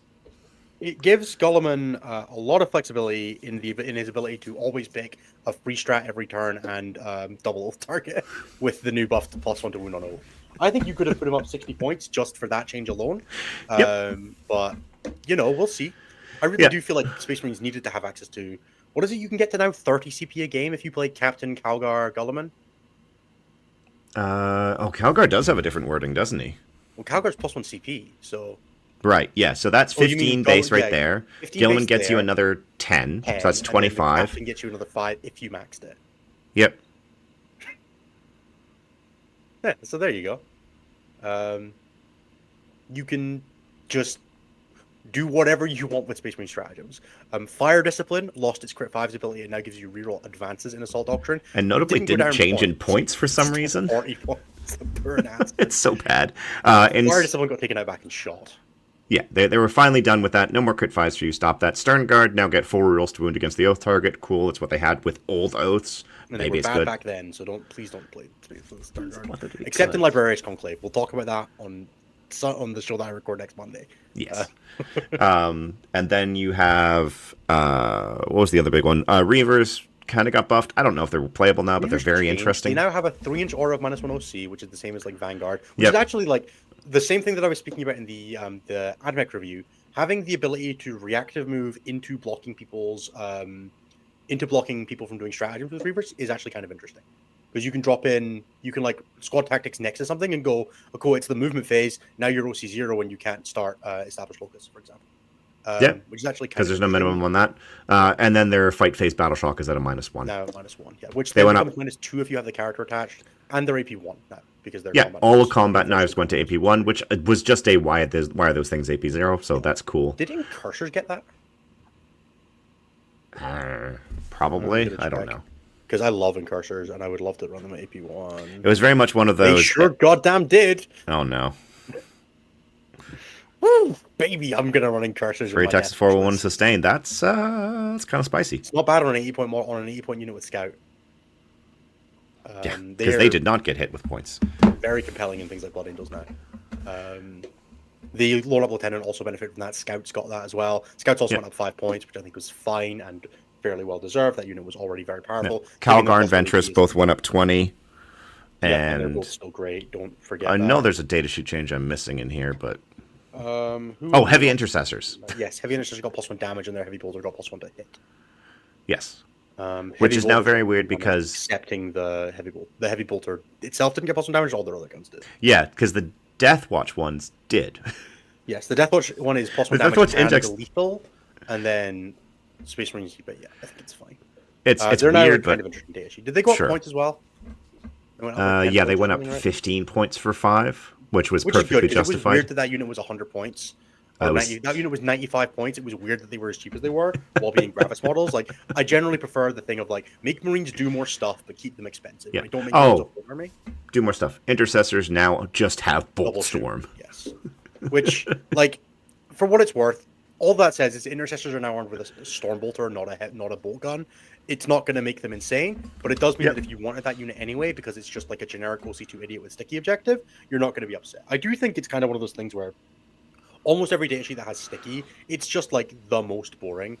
The most boring datasheet rule, and having Intercessors have an actually interesting one is good. You will not be playing 10-man Intercessor squads with characters, guys. Please. But that's really that's the thing we have to start doing. Yeah, so basically they have AP1 Stormbolters now. Actually, they don't even have Stormbolters because it's not rapid fire. It's just 4 shots at 24 inches. Yeah. It's not bad, but also not enough to justify just taking it. I mean, in a world where... so I already liked Intercessors, like, as a datasheet. Like, we took them in our Blood Angels list at WTC. Sticky Objective is just really good. Yes. And they're OC2. So I kind of always had this thing where if you were playing a backfield that you wanted to abandon, and you weren't like specifically in a metagame where it was like super heavy on 3-inch deep strike, if your opponent was going to drop in and shoot your infiltrators anyway because you couldn't screen them, having intercessors kept the objective exactly the same, but it stopped you getting fire and faded at, which infiltrators didn't, and they stickied it so you held the objective for half a turn longer. That's all now still true, and also 3 inches gone, which means the intercessors can screen your backfield just as well, also sticky the objectives, and they're 20 points cheaper than infiltrators. So. And they defend your objective better, and they have a power fist or a thunderhammer in the squad, where infiltrators just lose the fight to fucking everything. So I already was taking infiltrators in a decent amount of, or intercessors in a decent amount of lists, and I'm now like, I would just run these over infiltrators. Basically always now. I think incursors and with the 3-inch deep strike change, infiltrators and are out for incursors and intercessors depending on the build I'm playing now for my mileage. Yeah, no, that seems solid. Yeah, I think that's all the changes to Marines. They are substantial. They definitely get good. I think Marines are turbo buffed, but not in a way that I find interesting. Is the annoying thing here because the most of the buffs are to units that no one was like touching. Units that you weren't playing, right? It's adding again. It's the same thing that we had with Tyranids. It's adding diversity but not power, or adding breadth but not depth, right? Yeah. Except in the most boring way, which is that if you don't play any of the interesting data sheets, you get +1 to wound. Which, fine. I really wish they'd taken my suggestion of no epic heroes. Yeah, I think no epic heroes would have been better. Yeah, the really weird thing that I want to specifically call out here, there is nothing stopping you playing Dark Angels and getting +1 to wound. You just can't include any data sheets with the Dark Angels keyword. So if you want to play Company of Hunters or Righteous Crusaders and still have like the Tannhauser's Bones Terminator squad, you can still get that with +1 to wound. You just can't have Helbrecht as well. Yep. Which is really, really, really fucking weird. Because the I think funniest one, really, really good Liberator Assault Group army that doesn't play a single fucking Space Marine. You're just like, And we're about to start talking about that now, which is why I'm going to do it. Because I think the best way to play Blood Angels right now might be to play Liberate Assault Group with like 3 squads of Reavers, 3 squads of Outriders, 3 squads of JPIs, 3 squads of Incursors, 3 squads of Scouts. The foot captain with sustained hits. And then, yeah, like 2 foot captains with sustained hits and 1 with the Fight First enhancement. And then, like, a Judicar Blade Guard champion squad. And just be like, I'm just hitting the slam button and I'm not fucking worrying about it. Because, like, doesn't that sound pretty good? Like, Dante and Sangador and that are good, but they're not. Yep. Are they better than +1 to wound army wide on your army that's strength 6? It means you don't. It means you never care about taking lance. You just always pop lethal. 6-man Outrider squad in this army wounds Land Raiders on 4s. Strength 7, AP 1, damage 2. Yep. With +1 to wound. Like. Yep. I don't know, dude. Maybe is that better? It sounds pretty good. And then you can run all of the Blood Angels guns. You run triple Vindicator or triple Ballistus, whatever, and it gets +1 to wound against your oath target. And you're just like, yeah, man, I don't need Blood Angels data sheets to do this. Yep. So I think that's maybe kind of scary. Yeah. And if we look at the changes that they got, they're pretty minor. The only like significant change is that Rage-Fueled Warrior went up 15 points. Yeah, and Meth went up 10 points. Yeah, but I already didn't like Meth. I said significant. I already didn't love Meth. That man is God's. I had to keep explaining to people, you don't run him as anything that can kill anything. He's just a tanky lone up that sits over in the corner. And then Sanguinary Guard came down 5 points, or for 5 3. points per 3, yeah, which is fine. But I feel like you could run a very solid Blood Angels army that doesn't run a single one of those data sheets. Yeah. For Blood Angels. And I think that's... I now want to put together that list and run it with my Dark Angels models. Just to completely confuse people. Yeah, for sure. Yeah, I don't love that. The +1 to wound is just such a messed up buff. And Liberator Assault Group is such a good detachment that, yeah, that seems really compelling. And I'm gonna write that list. Like the cost is you don't get the Ultramarine special characters, right? You're basically saying I think Liberator Assault Group is better than Ultramarine special characters and Gladius, which is maybe not true, but it's definitely a different playstyle, and the ability to have like just the notion of having your jump back intercessor squad go in on turn 1 with +1, +2 strength, +1 attack, +1 to wound, and full hit rerolls, like it just wins its combat. Like it doesn't matter what you're doing. Yeah, you could also do the same in Black Spear Task Force, where you could run Tome of Ectoclades to have 2 oath targets, and just play no Deathwatch units. Yep. But I think that's maybe less appealing. Yeah. Just the really funny one is to play the Lion's Blade one with no Dark Angels units, because you just get Ravewing and Deathwing on all the Terminators and all the mounted and speeders. Yeah, that sounds significantly worse to me. But it is, but it's funny. Speak to anybody who's doing that. Judicars and Blade Guard veterans are not Judicars in Inner Structure Companions. No. So I think Blood Angels make it pretty well. But yeah. I think overall I'm going to say they're kind of neutral, because there's not really any changes to Blood Angels. Yeah. They just kind of... And the Armor Contempt change does hurt them. It hurts them and helps them, right, in equal measure. That if you're playing the MSU build, it's nice to not have them getting dogpiled, but it does make their durable infantry units significantly harder to keep safe. Right, like a Sanguinary Guard unit, a lot of the time relies on its -1 to hit and wound in combat to keep it alive in combat, and then Armor Contempt to keep it alive in shooting with Armor Contempt to cover. And now you're only getting that against 1 activation. Things like Castigators and Predator Destructors become significantly more threatening, like for the second one, because you can still blank the first one, but the second one shoots you, it's kind of worrying. Yep. All right, Chaos Knights.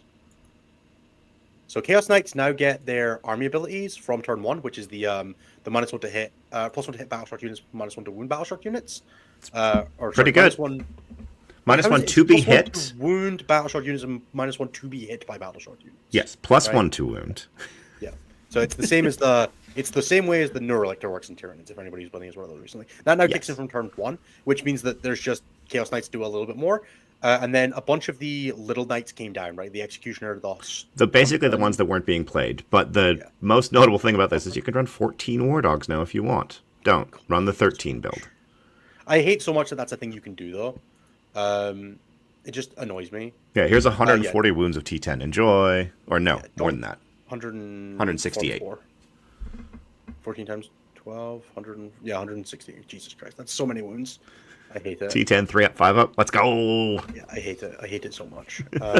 It's one good detachment away from being. However, it does fix the quality. problem of everyone who bought 7 boxes of War Dogs and could never use the last one. Now they can use all of them. War Dogs should have to come in squads of 2 and shouldn't be battle line. Just breaking in is here. Yeah, you get 1 to 2 and they're not battle line. There you go. One of your War Dogs in 2s. Yeah. The elephants came in 2 by 2. Net buff, probably. Net buff.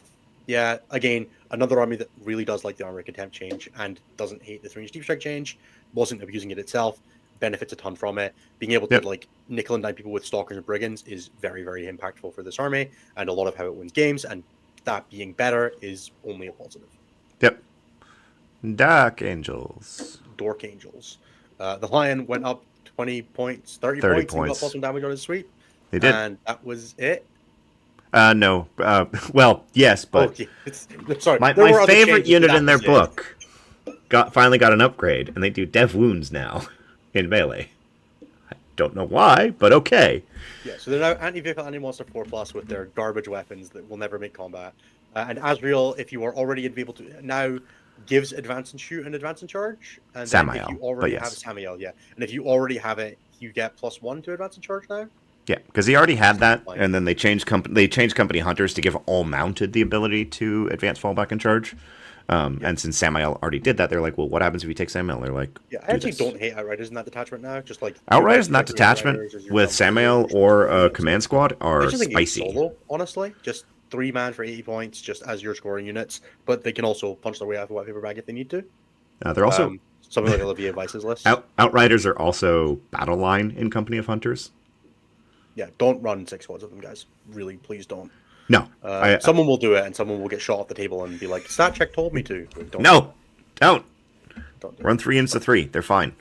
I think overall Dark Angels get a little better, but not meaningfully so. But yeah, a little better. Orks. One massive change. Bye, Innis. Means I get to share this. The war is now in your command phase instead of the beginning of the battle round. It's so much better. And they changed everything. They errated everything that needed to be errated to make it work as well. Like 85% of the counterplay to Orks. Which was go first. You removed 50% of the counterplay to Orks, which is going first. I hate it. God damn it, I hate Orks. I blame Brian for this one. Yeah, they also, for anybody who didn't notice, the Breaker Boys are now in the app. They just showed up. Huh? Yeah, I know, right? There's a new data sheet for Orks. It's the Kill Team Tank Busters.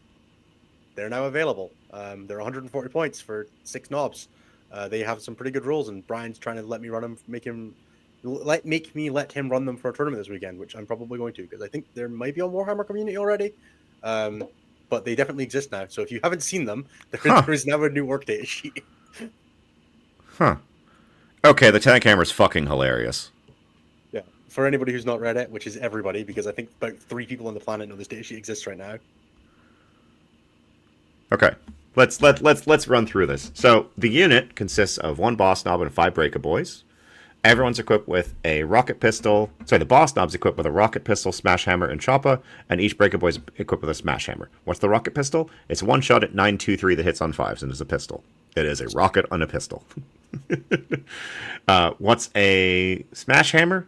Well, a smash hammer is 2 attacks at 623 anti-monster vehicle 4-up.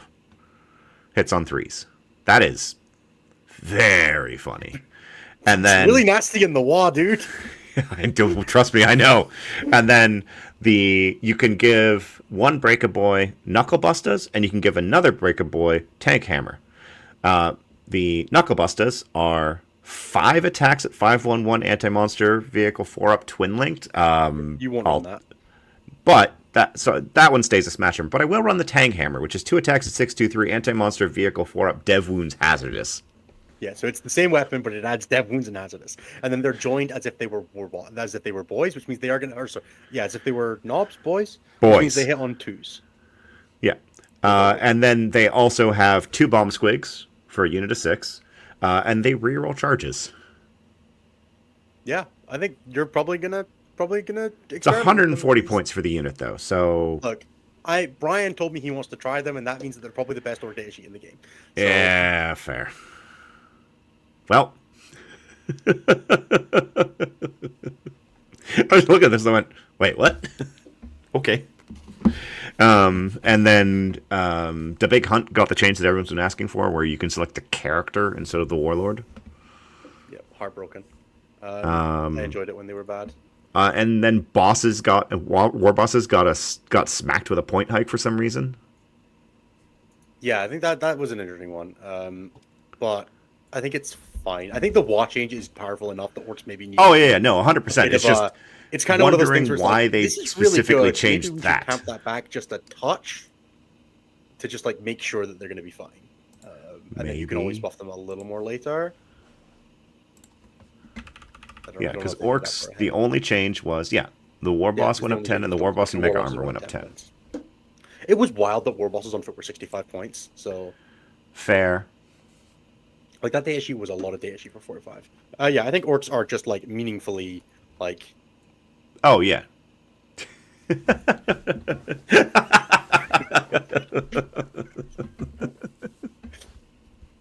No, I realize that hides what the faction is, and I can't leave it like that, and I will take it back now. Put it back to where it was. I want everybody to know that it should be like that. Alrighty. Short Kings, Votan. Votan, armor contempt change is bad for them? Good for them? I don't know. Bad? It's really bad for 10-man Hearthguard squads that no one's really playing right now. Yeah, but it's really good for a lot of the MSU or like SAG spam builds where you're like shooting at you're shooting 4 different units at the same thing. Yeah, I think Votan like make out in the wash with that. They're quite happy with the 3-inch deep strike change, but I think the armor contempt change is kind of bad for them. I think overall I kind of like no net changes for Votan. Broke here came down 5 per 3. Yeah, Thunder can go down 5. Just tall. Sure. I mean, it basically reverses one of the previous point hikes they had. But I would just call them net neutral. I would say just like basically flat. Like they neither benefit nor detract from the armor contempt change, and I don't think the 3-inch change is enough for me to be like, okay, cool, this army is like significantly better because of it. Yeah. They didn't have a 12-inch deep strike aura, which means they do benefit from this because they haven't brought back was it Warp Strike or whatever it was? Oh, I miss Warp Strike. An uppy downy enhancement that also gave your entire unit no reinforcement drops within 12. Yeah, sick, dude. I'm glad that was a thing. God, it was a disaster. Bring it back, please. All right, let's talk about Drukhari. Do we have to? What the absolute fuck? Who did you hurt, Drukhari? Like I'm close, sorry. okay? Actually, it's very funny. If anyone wants to see something like just absolutely adorable, they should go look at Scari's review that he streamed about a couple hours ago. The title, the headline, thumbnail. The thumbnail is just him going no in like pencil scratch, and then the title is "What did they do to my Void Ravens?" So like I don't know if it's Scari's announced it or not, so I don't want to say anything about it. But like Scari's had some plans for next year. And I wonder if they just died in the crib because of this. Like poor man, what did you deserve? Void Ravens went up 20, Scourges went up 10 for 5, and Grotesques went up 10 for 6. One thing before we go too far. Fucking good. Fuck Scourges. That data sheet should be 300 points for 5. Fire and Fate was a mistake. Fire and Fate is a mistake. However, they are made of tissue paper. Good. It doesn't matter because I'm made of tissue paper when I'm playing against Scourges. Yeah, but your GSC don't care about Scourges. I don't just play GSC, dude. Surprise me. But again, like, yes, maybe Scourges need to take another hit because they're still showing up in Ynnari lists in units of 3. But every Drukhari list. What did 6 Grotesques ever do to someone, or what did a Void Raven ever do to someone? To be fair, the Void Raven, I think that there's just a world where, like, the second a flyer sees play, you should just stick another 20 points. And, like, anytime one shows up at a tournament, you just stick 20 points on it. You're just like, no, stop it. Maybe. Stop it. I don't know. They're bad. I feel like someone got robbed by it. Like, someone in the studio got robbed by the Void Raven at some point and just said, no, fuck you. Yeah, I don't even know if it feels like that. It just kind of feels like flyers are not meant to be price pointed to be viable in the current edition, and so they are making good on that by making them not viable in the current edition. I guess. John, I genuinely just don't care. Like, under no circumstances are you going to convince me to feel sorry for a flyer player. No, but I do feel sorry for anyone who's running 6 Grotesques, because that one especially made no sense. they kind of had that thing where it was just too cheap for the wounds, right? You're getting 24 wounds with a 5 of Philippine for so few points. Then why change? Why not like they? Why change? Why not change the points on the 3-mans? Because it's the problem is the 6-man with the stratagem for -1 to wound is the problem, not the 3-man, right? It's the stratagem efficiency. Sure. I don't know. The Drukhari changes definitely don't make sense to me because they were definitely not a good army. They were not doing good, and they're still not doing good. And they got nerfed. They got no... Oh, sorry. Racks went down 5 points. Stick, dude. Do they still only get 1 liquefier per 5? Yes. God, I'm never going to think of that day again. And there we go. Bye-bye. Oh, you Grey Knights next? We're doing so well. Everything in the bottom. Everything. In the I know. It looked right, and then Drukhari just kind of went, whoop. It was like Nids was like a little bit of an aberration, but honestly, it wasn't even that bad because it was also a detachment that wasn't good, and then like everything else was fine, and then Drukhari, you fucking ruined it. Is that Space Wolves next? Wolves. Now, Space Wolves detachment's pretty good, but it's good because of the generic stuff, so we're not going to worry about the +1 to wound stuff. They don't really benefit much from Outriders changing, although Outriders with +1 OC and Saga, once you get Saga Magic up, is really funny, but we don't build around taking our opponent's home objective. That's not a real plan, otherwise Knights would be good. And then the only other changes were Wolf Scouts went up 5 to match the Scouts change, and Wolfen went up 5. Which, again, deserved. Like, Wolfen were... Yeah, when they got the damage 2 on their hammers, that was kind of one of those, okay, little too cheap for what you get. Yeah, they were 80 points per 5 at the point. They're now up to 95. So they've gone up 15 points since then, and I think it's still deserved all the way through. Yeah. The Champions of Rust build with 30 Wolfen still absolutely slams. If you're looking at playing Space Wolves, I would highly recommend giving it a try. Anthony always talks about missing the ramping armies, right, where you have like a rule that triggers every turn. Champions of Rust still kind of has that. You can get your lethal hits, then your sustained hits, then your lethal hits, then your feel no pain. And you do start with one, which is always the feel no pain. Always the 6. So Champions of Rust, the advance and charge stratagem is locked to being in the sustained hit saga, and in order to put a unit into a saga, you must be a character unit. So for Champions of Rust, because you want to be advance and charging Wolfen and JPIs early, you start in the sustained hits doctrine to make your early trading more efficient, to trigger your lethal hits and your feel no pain because you're getting into the fight sooner, and then you have access to the advance. Feel no pain is one of the hardest ones to trigger, though. It's not really, though, if you run a JPI captain with a fucking plasma pistol. Sure. And Bjorn very rarely gets one shot, so you can usually that's fair. Pretty aggressively. If you play like Bjorn and Murderfang, it's actually pretty easy to get online. And the Feel No Pain isn't that big a deal when you're playing 30 Wolfen because you have 30 Wolfen. So fair. All right, reasonable.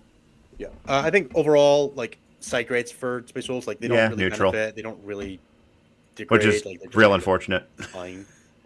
I think like in the nicest sense, I don't really feel like Space Wolves needed much. No, but like a little bit of love, maybe. I think our stats just bear out kind of poorly for them here. They're sitting. Well, I think part of the problem is that Space Wolves just aren't really being played that much since the last nerf to the. Well, I mean, like Champions of Rust is 2% of the meta game. Swordmance is 1%.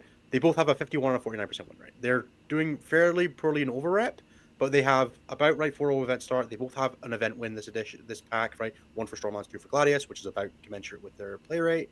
You know, they're 1% of the meta game, 2% of the meta game. There's been 109 events. They have 1 and 2 for 1 and 2% of the meta game. Fair enough. They're doing fine. They didn't really need changes. They just happened to have a really, really poor overrep, and I think they were pretty poor in event wins overall compared to the pack.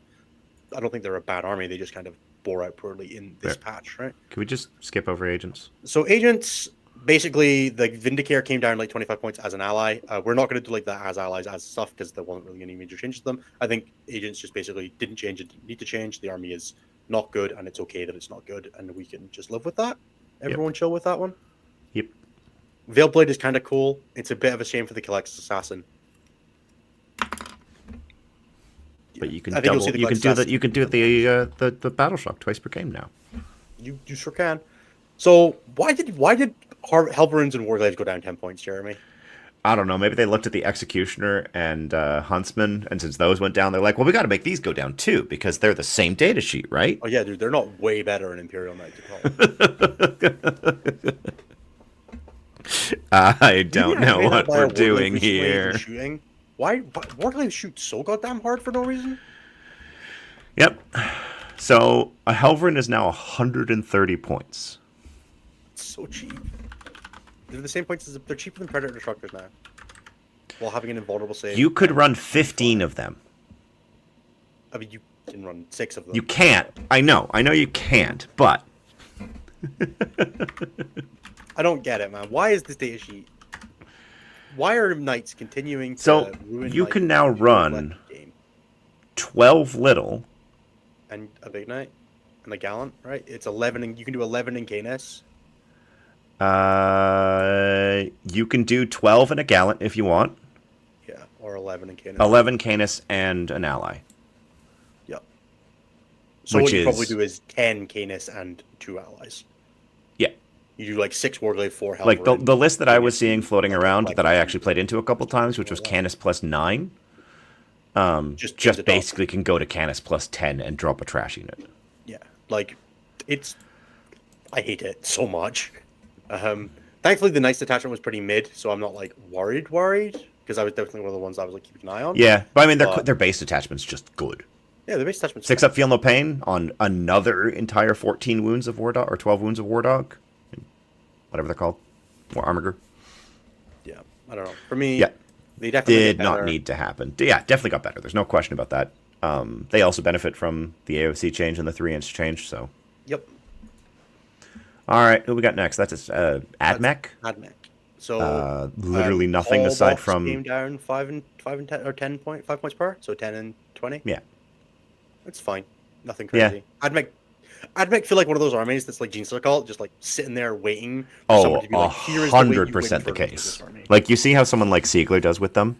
The problem is Siegler doesn't make content that anybody can watch, and Johnny Simmons doesn't make content at all, and that's the Admech player base right now. So well, and we need famous to start playing. We need the Greek to start doing stuff again. Yeah, get Angles also on it. Yeah, yeah. I think Admech don't change again. Didn't need changes, and they're just kind of fine. Eldari also literally no nothing. Changes. I think we're all fairly in the set that we're waiting for the Eldar book. Yeah. They benefit from the 3-inch deep strike change. They don't hate the armor contempt change in certain builds. Some builds don't really care about it. The sort of like the bricky build that I was playing, the like Avatar Wraith Knight build. They do care about the 3-inch change because they really benefit from the 3-inch change. But so you never liked idiots showing up 3 inches in your backfield and killing all of your very squishy elves. If we're being frank, who did like it? They hated it the most, probably. Yeah, that's potentially fair. I think the armies that liked it the least were armies that wanted to keep you in front of them and were durable, right? Like they couldn't get back. Like Grey Knights goddamn hated it. If Grey Knights had to go backwards for a turn, they are like World Eaters. I think like Eldar were happy enough with it because they had the range to deal with it. But yeah, Templars basically no changes as well. Yeah, the Repulsor and Executioner got cheaper, but are still more expensive than the base models because they decided to their multi-meltas basically. Because they were randomly, their multi-meltas were 20 points more expensive instead of 10 points more expensive. They're now back to just being 10 points more expensive for their multi-meltas. No, because the Executioner only went down 5, but the Repulsor went down 10. Cool. They basically brought them closer to back in line. Yeah. I think this army kind of has the small problem where, like we were talking about, Blood Angels can maybe get away with a build that doesn't need to run any special units. Black Templars, like all of their juices in their special units, and it kind of feels like you're not going to get away with it. I look forward to seeing what the detachment looks like, but I think broadly nothing really changed for Templars here. Yep. And I think the saddest thing is that Black Templars Ironstorm continues to look worse and worse in comparison to Ultramarines or other detachments, by virtue of things like Guilliman and Azrael and Mephist and Sanguinor, right, as options, right? Like it's harder and harder to justify now that you have to pay so many more points for the multi-meltas and things like that. So Grey Knights, 5 points on the Dread Knight, 3-inch deep strike change, armor contempt change. I would say objectively, this army got worse, but it's going to be really hard to put that down arrow on it when I've seen Warpbane. Yeah, that's the thing. In the context of Warpbane, I would say meh, but they definitely got worse. Like just objectively, that army got weaker. I just hate it. Yeah, but Warpbane wasn't affected at all. No, Warpbane wasn't affected at all, but the army was, and that's technically what this is about. Right? Yeah, fine. Like, in relation to where they were previously, the army has gotten weaker. I just know we're going to have a big old circle of that was wrong. Well, I mean... Florence, Dread Knight almost cost as much as it did on release. Yeah, that's fair. I have a plan.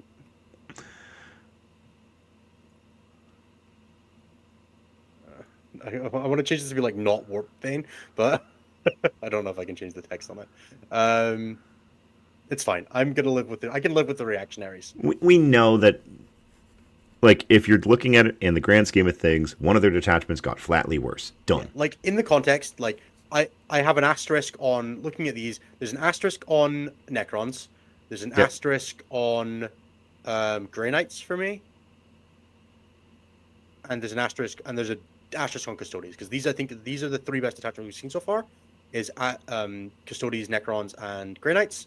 I think they're the three strongest detachments we've seen, and I think they're the three that will benefit the most. I think the fact that Custodes got better and the detachment got good means that we're probably going to see them setting up an A tier. I would expect to see them sitting in A tier come the next time we do this, or S tier, and I expect to see Grey Knights in the same.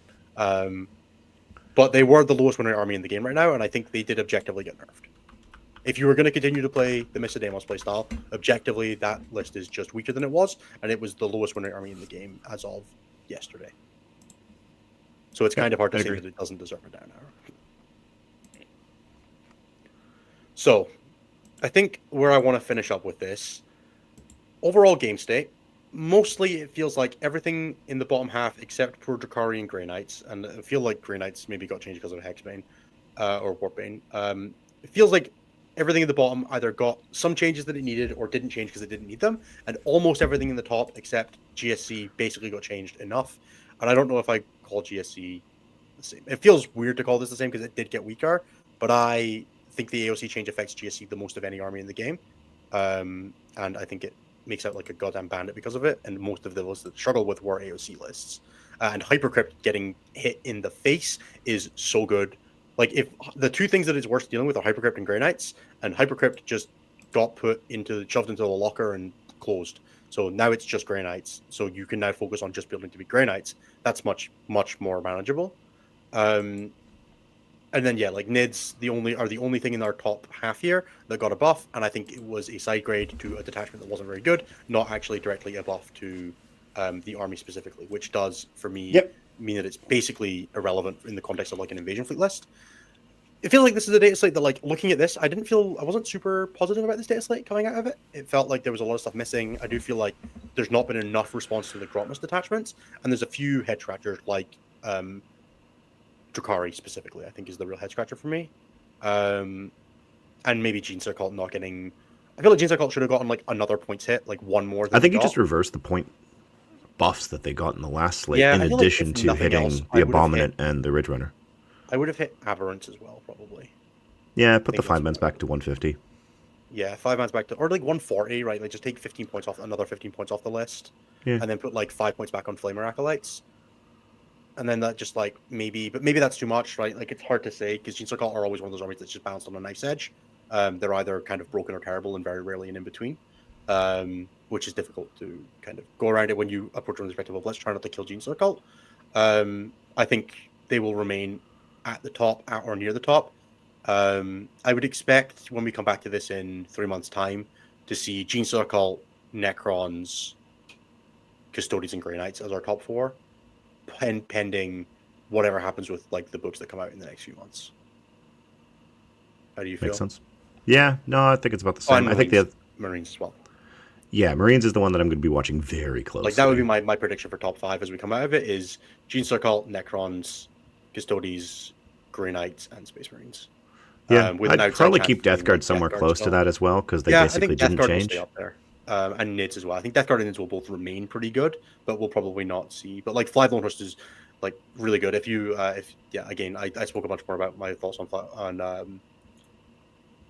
Fly Blown Host when we did it at the time, but yeah, it's there we go. For our opinion on Analytical Detachment Nerf, you can go back. We spoke about it when we did the Genestealer Cult section. Apologies, but I don't want to retrace old ground here.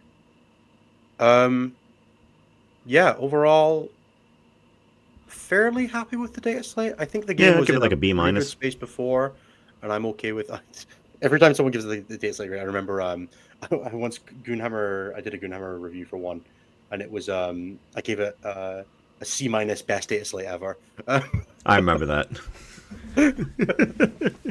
Yeah, I was a younger and angrier man. I'm going to address something right now, Florence. You cannot take Librarius Conclave Black Templars.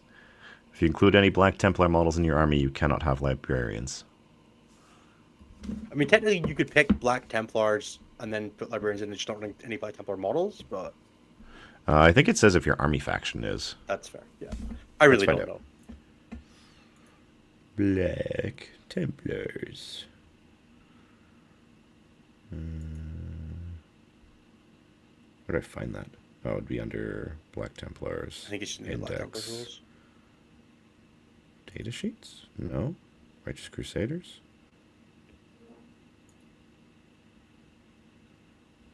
Righteous. Oh. Crusaders.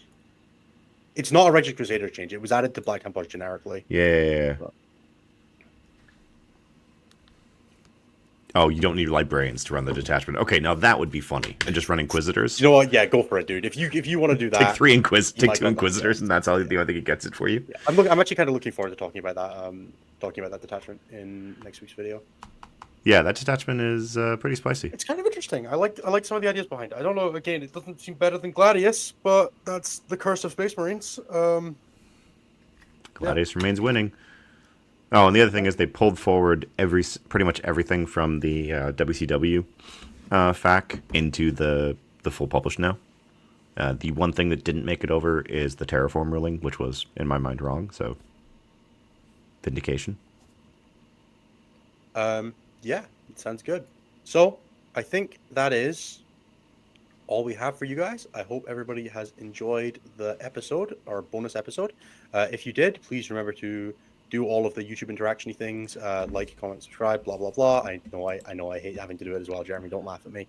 And then if you enjoyed the show and you want to hear even more of it, check us out live Tuesday at 6 p.m. Eastern, 11 p.m. UK time, every Tuesday on youtube.com/statcheck. And if you're in a position to support us a little more and you want to chat about this with us behind the scenes, here are even liver and even hotter takes. Patreon.com/statcheck or the YouTube membership program will get you access to our Discord, our sponsors, and all the good things. Thank you so much to Jeremy for joining us today. Thank you to I think at one point we had 250 viewers, which is insane. So thank you to all of you guys. Have a fantastic week. If you're at a tournament this weekend and it's using it, Godspeed. I wish you the best of luck.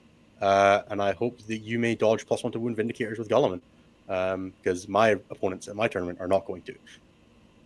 Catch you all later. Yep. Jeremy, you're not going to do the bye-bye. So. No, I'm not.